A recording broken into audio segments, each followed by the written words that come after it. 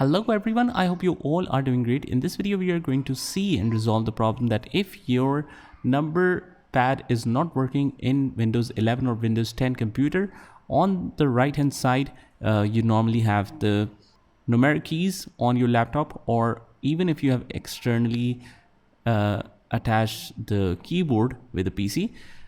Sometimes this problem occurs, and let's see how we can resolve this. So first of all, what we need to do is just open up the start menu here and just open control panel, just right here, control panel.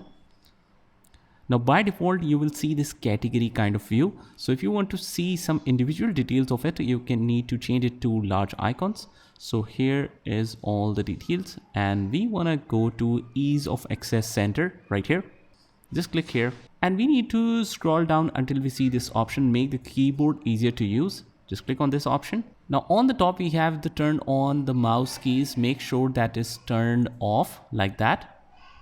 And that's pretty much it. You can try different toggle keys settings and all as well, but that should solve your problem if you just uncheck this one.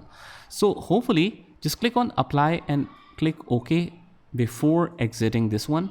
This is the very important step. So hopefully that should solve your problem, and hopefully that you should be able to use the number pad on your Windows 11.